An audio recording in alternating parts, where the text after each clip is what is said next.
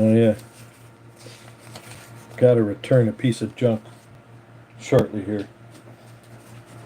I told him I needed a knee brace for stability and called all over for somebody to get me a knee brace. And the next thing you know, they're calling a place that's a hour and a half to 2 hours away, depending on the roads. And they decided that I didn't need to drive there, which I said, it's not a problem. I know how to drive there. It's okay. I can do this. I used to drive by there daily. What do you mean? You're like almost 2 hours away. Yeah, I worked in the gas field.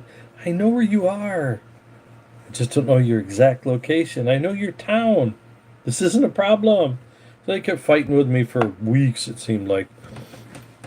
I sat down and calculated that they took just at least 4 hours out of my shop time. So if I charged them my usual 4 hour rates, it's $300 gone.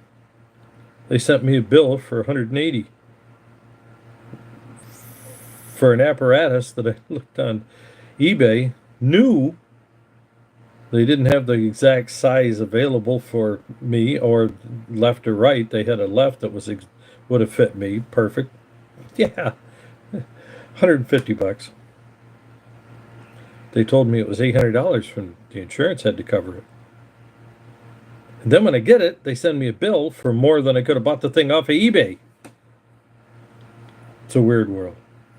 All right, to get back to my first point, yeah, I always have an opening like that, one or the other. Something else to think about because of our world being a crazy place. If you're looking for home protection, can I make a suggestion?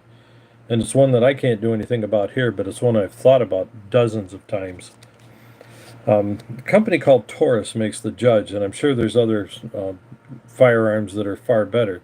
It's a handgun, 45 caliber of sorts, 410 slugs. Why? One main reason is, how do they say it? They got a fancy word for it, but basically overshooting. If you shoot and miss, the 410 slug is less likely to go through somebody and on out the wall to your neighbor. So if you had to have a home defense style shooting within your house with a legal firearm and legal ammunition, and you could tell somebody, no, it was a shotgun. It was a gun with a shotgun slug in it. Well, that's not, they tend to be like that. Anyway, just a suggestion, because you're looking for something that isn't going to harm your neighbors if something goes wrong. So if you get an intruder and you want to put the intruder down, that's one of the recommendations I have, is the Judge or an old Colt 45 style, or ACP 45 and 1911s, or if you have to, regular old-fashioned 410 shotgun. You'll say, well, it's not going to do any damage. Well, you're looking to stop somebody, not necessarily outright kill them, but if you have to, that's what you use. This one's sitting here for just because I haven't put it away yet. Love a 410, but it's not a lot of power. All right, to get back into what I had before. When you're employed and you're a grunt, you're a shop grunt, parts grunt, you might even be a grunt assembling things. Give up, you're not doing anyone any favor by streaming your old... just shut up and go away. What's your problem, punk? You don't like what I'm doing? There's this thing called the off button. Yeah, it was invented years ago when they made switches. So there, that's how I handle criticism from dolts. Anyway, when you get back to it, when you're in parts, and at one point in time, I made my first job out of college because they didn't know how much mechanical experience I had, was basically assembling new equipment. The last job I had was basically assembling new equipment, Kubotas. But then again, there was one that they figured they'd put on me. I think they were trying to knock me down. I burned them, so they never gave me another thing to repair. Seriously, I think they were trying to burn me. It was one of those things where some people get, yeah, we'll hire this guy and we'll show him what for. It's like, okay. They handed me a tractor, I went, test drove it, and brought it back. I said, yeah, okay. Computer. They were furious. How do you know? I said, you got a code for it, and you got all the signs and symptoms of it. And we had a lot of trouble with the machine, but it was consistent. It was exactly what a computer would do. So I went back through, checked the wiring, checked all my sensors. So that was one of the things that I'm discussing here, because it does fit with reevaluating your position and where you are at your company. One of them is when you first get the job, evaluate what the chances are. Look at the guys in the shop. I mean, there's some guys in there that when you look at their tools and their tool work area, you'll get a rough idea of what you're walking into. The last two jobs I had were obvious. There was no advancement anywhere, which also meant if there's no advancement that you see anywhere, there's also no pay increases. And I don't mean minimal, I mean none. I don't know how these companies get away with it, but they do. They're charging $125 to $150, and in one place I worked, where they were paying me dirt wages, a janitor got paid as much. But I thought I'd want to get in and break into the industry, and found out that they're narrow-headed, bullheaded, and they refuse to give wages for performance improvements as well as for training. And the tooling they had there was horrendous. They were $200 an hour. They were sent me out to work on Wirtgen products, German, and Wirtgen said if you're on the road, you will charge $200 an hour because of what we demand. They need the company to be able to afford to have the equipment to afford, and be able to afford to send them proper service schools and training and such. So they said, you need to charge $200 an hour if you want to sell Wirtgen products. No problem, they did. But they weren't paying their employees, so they ended up with people that had no idea what they were doing. And then they were hiring management that was arguing with people that did know what they were doing. So my evaluation was, time to go. So why? There's no advancement in a place where you have to argue your way through. And that was me as an older mechanic going in there. Now, how about you? You're a younger one. You just started a job there. You look the place over and you're like, man, this is my first job or second job maybe. Even your third job. You're still young and in your 20s because most mechanics move around. Now, my ex-wife went after me, says, you got another job, and they're laying off, and they're closing doors, and you keep getting another job. I said, tell me one where I was actually fired for not performing. Well, that's not the point. Well, it was the whole point. The industry is fluid. And that was in lawn and garden and ag. Agriculture got into a drought, so one guy laid off a whole pile of people and didn't hire anybody back for 6 months to a year until the drought was up. The only offering he had for me was to drive a truck, and I took a look at the truck they were driving and the condition it was in. I said, no. And two other guys says, you should have done it to stay there. And I said, why? A, I'm not trained to drive truck, and B, nobody was going to train me, and C, the condition of that thing. Well, you're only 20 years old. You just do what you're told. No. The guy told me later on, you were smart. The truck got nailed. So those are some of the things to look for. What I didn't realize when I got there was they were older mechanics at my first job, and none of them had any new tools. Well, one guy had new tools of a sort. With the other guy, I had piles of tools on one hand and a huge road toolbox. But that's all he had. That's it. A road toolbox in the back of a truck. Done. There wasn't like any extras, but you're talking back in an era where we didn't need computers. We didn't carry drills on the trucks either, really. If nuts and bolts are broken off, then we figured the farmer's got to figure that one out or supply us with the tools because of where we are. Couldn't carry a generator, so now what? So there was just a lot of stuff we didn't do back then. And pickup trucks were the deal. So I started looking things over, what they had for equipment, and it just kept getting worse. But at the same time, I was also watching them improve. The service manager looked at me one time and he says, this place is a dirty hole. But he says, best place we could get. But come over here and see what we do. Well, they got bored one winter, and they built an entire apparatus for rebuilding hydraulic cylinders. A great big huge thing. It's like 12 feet long, 10 or 12 feet wide. Just it had the hydraulic cylinders to pull it apart if the cylinder was stuck. And I mean, they put some time into it. There was no special tools, but the thing is, the tractors back then, we didn't need a lot of special tools. There was a company called Nuday, N-U-D-A-Y. And then you dial up the Ford, and there you were. You had a bunch of Ford stuff for a couple of grand. Now, that same Ford stuff would be over 10 grand just for stuff from 1980. Just service tractors in the 60s and 70s and 50s. Yeah. I mean, now it'd be astronomical. They're phenomenally built, excellent quality, but today they all had little boards where to put them back with the part numbers so you could replace it. I mean, just boom, bam, ding, there it was, and they had a lot of that there. So I was looking at a place that I knew wanted to grow, but then the drought hit. So what do? You go get another job at another dealer was in the same category, same problem, but there was only two mechanics there. They needed a third, and one they knew was going to leave because of his attitude. Why did he have the attitude? Because there were nothing in the shop that was improved. In 10 years, there was no improvement. In fact, the manufacturers were starting to come in, and the reps didn't come in as often because they got tired of arguing with the owner. The owner knew how to do it, and the owner did it the old way. And it's like, this is not the Ferguson tractor. This is a Massey Ferguson. It's a whole different animal. Well, it's got the same, yeah, it's got the same hydraulic system. But nothing else on that tractor is the same. It was built on an A line that the Fergusons were not built on. He was trying to follow procedures from the 1950s where there was no Massey Ferguson. There was just a lot of stuff that I started learning that was dead end. In fact, they used to have, because of the dead end, they used to have a fabrication. They turned it into a fabrication shop. And the guy that was there was, how can you say it? And he was a boneyard genius. His name was Dwight, a fellow in his mid-40s.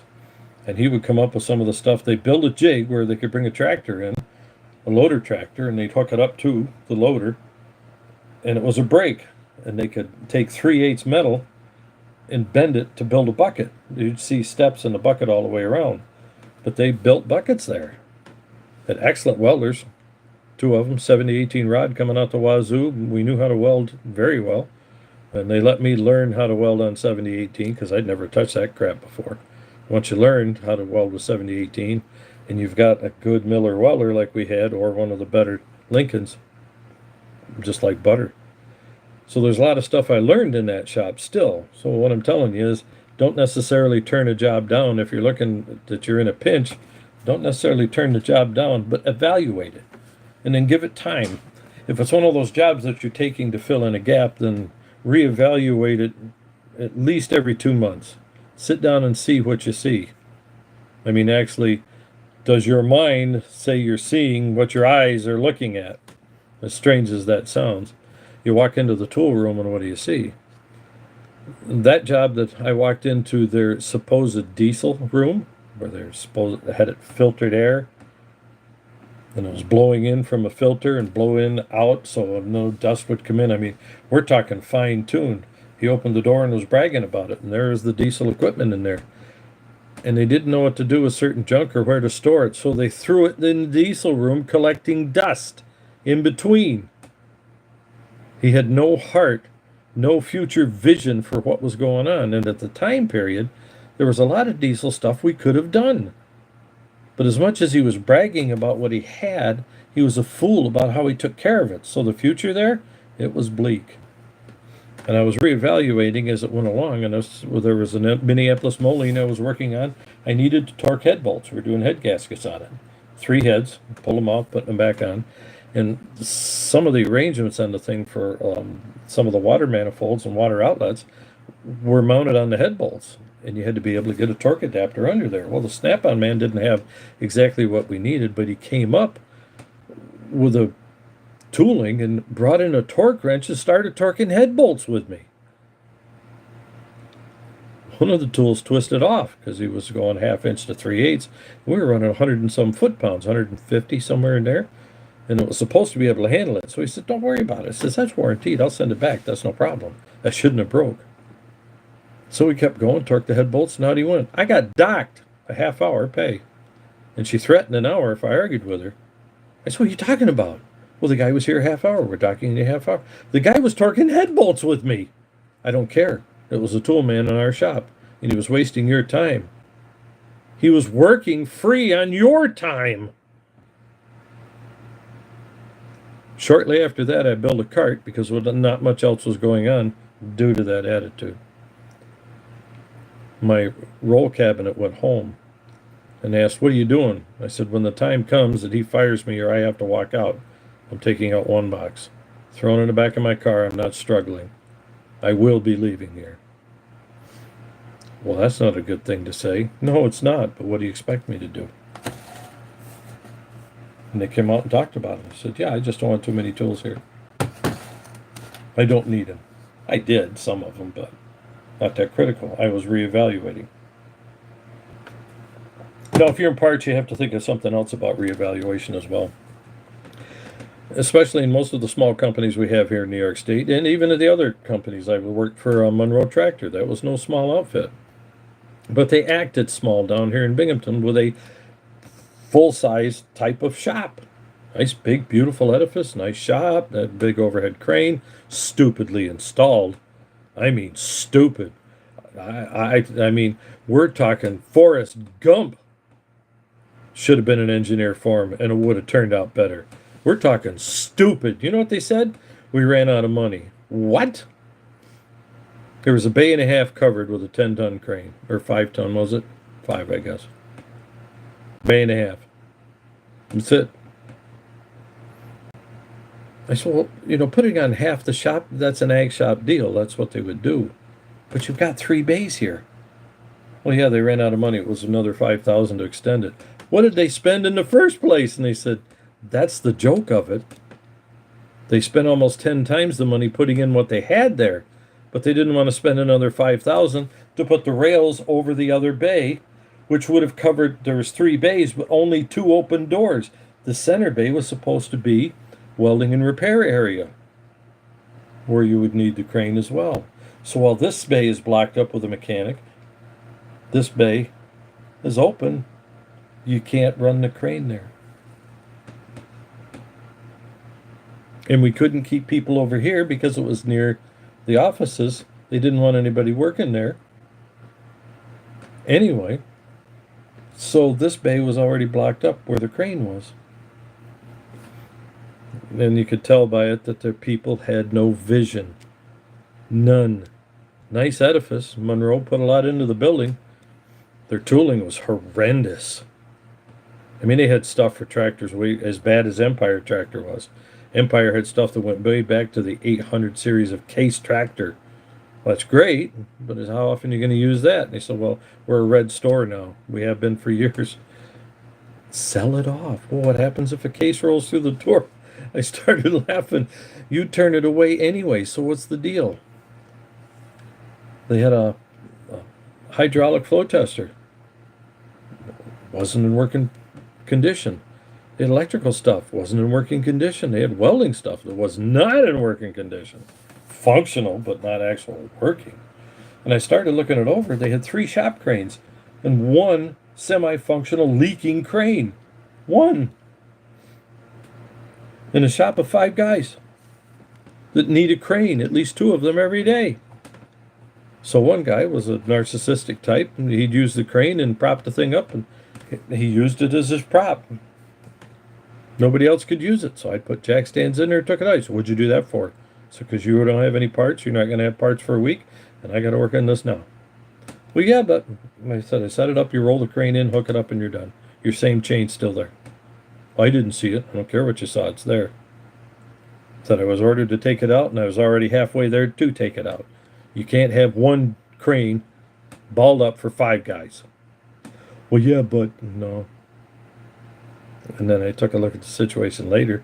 Somebody said, well, you took it away from him. He's going to be whining. I don't care. What do you mean? He didn't even need it. So what are you talking about? If you'd have taken it apart properly in the first place, he didn't need it.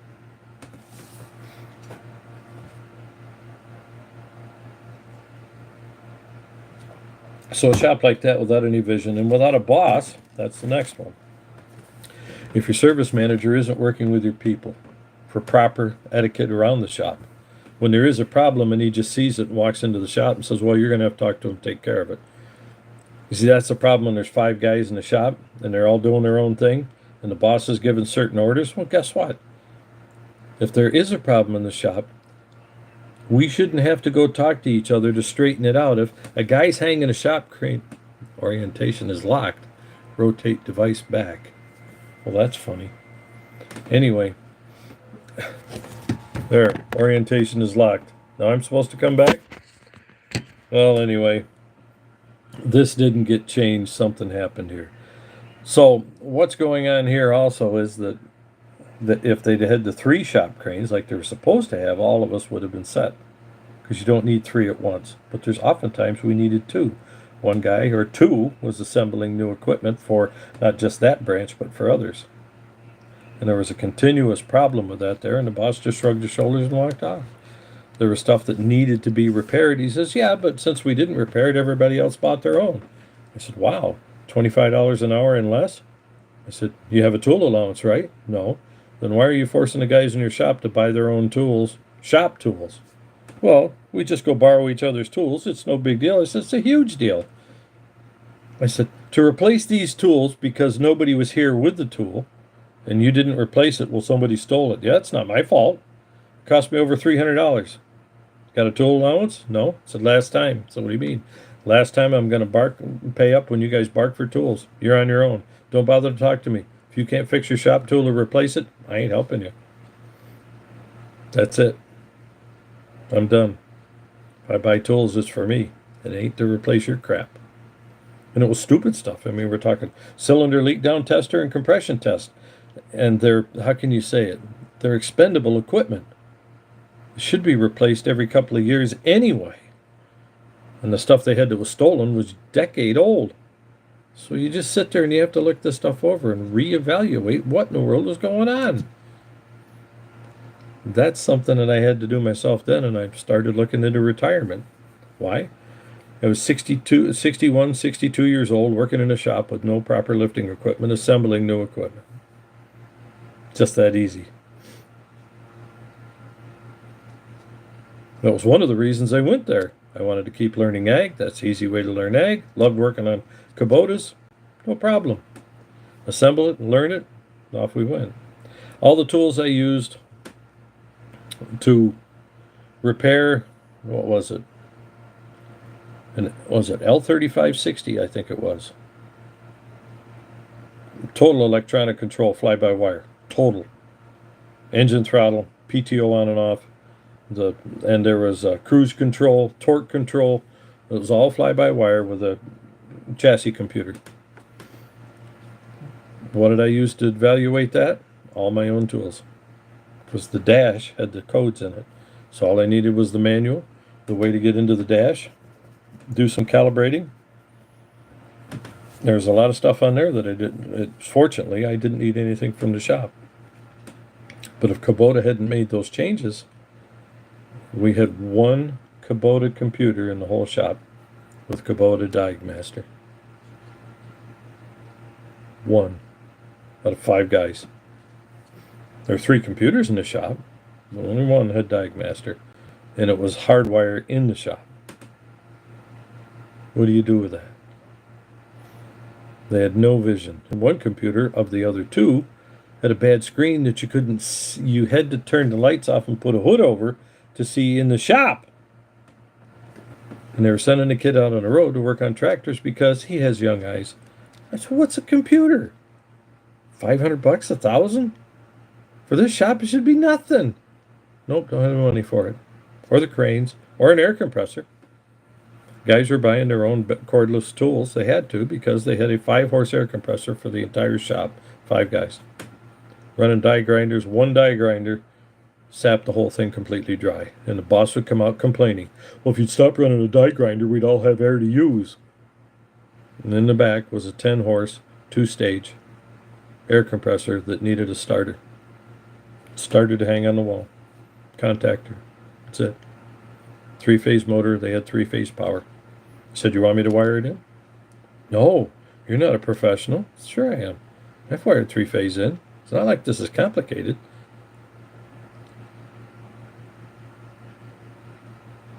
Well, it needs a starter contactor anyway. Yeah? It doesn't need a starter. It just needs a contactor. It's 3-phase. Oh, no. No. It's 3-phase. This is simple. Something on the wall, so when you push the button, whack. It engages and takes off. No. We don't want to do that. Why?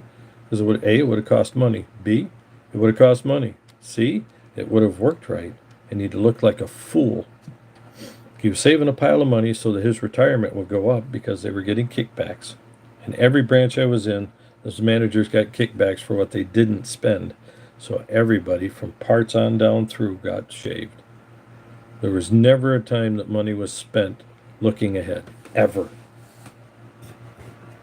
Ever. In any shop but one. And theirs was the desperation. If they didn't move, they were dead.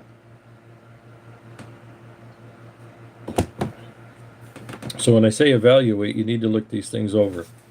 What's their tooling? And if you're in parts, look the same thing over. What they do in the shop is one step below parts, which is one step below sales. Even though parts is the big money gain for any major shop most of the time. There are times that the shop sells those parts so that you can have that. I had one where they were bragging about, and the owner was furious because the shop wasn't rolling over in dough. They found out if they accrued, even took the profit from the parts that they sold in the shop and split it in half for parts and half for us, we came out smelling like a rose. We were at least as good as parts, if not above them. But that never happened. We never got any sales credit for what we sold in any business ever. There were 2 times that shops made money. For the third job that I ended up with, when I walked away from one, went to another. Ended up in lawn and garden, and he ended up whittling down, and it was just me. That's it in the shop, and a high school kid. And when he got done, he came out and he says, "Well, I was in debt too far. I mean, I had like 50,000 in a place that only had like three and 4 employees. Most of the time, just 3, because he ran out of money to pay the rest of them. Too many employees put him in the ground. Bad management, not just his, but he had a manager that put him in the ground. Talking high on himself and screwing everybody in the process. So you have to look those things over. And that was where I started learning the differences, management types of what to look for in the future. Anyway, we're coming up on half an hour, and even though all of this sounds like blather, if you look it over and think about what I'm telling you now, and when you go to your job and eyeball everything, see what's in there. When you walk into the parts room and the hose, in my profession anyway, both ag and industrial construction, and the hose shop is a disaster, and they can't find what they're looking for, you already know that you have a parts office that's not managed well. And if there's no impetus from the branch manager, or at least no branch manager from the main company, then you also know that it's not managed well up above. Then there's a problem there, period. That's one place. When you see the tooling not upgraded, not repaired, you see a pile over in the corner, all nice and neatly stacked, but covered in dust. But look these things over. 2 air compressors sitting there. One of them they just don't want to take out because nobody knows why. It's just there. When you start seeing too many question marks, then start thinking there's a problem here. And we used to have a waste oil tub in one that was nice setup because they used it in the furnace and they filtered it for the furnace. But they had trouble. Why? It kept getting plugged because of its design. Well, one day everything was slow, and I went in, cleaned the thing out, and changed the design. It still was problematic, but we went 5 times further than we did before it would plug up, cause a serious problem. I mean, we're talking stuff that's Forrest Gump stupid. So look it over and reevaluate. If you're in a job that you've enjoyed for, a year and everything's going pretty well, then keep back your evaluation to 6 months to a year. But if you're in one of those that things just don't seem right, sit down and start writing out all the pros and cons. Think about what's going on and what's the shortfalls and what's needed, and find out if they're depending on you to spend the money or them to fix the problem.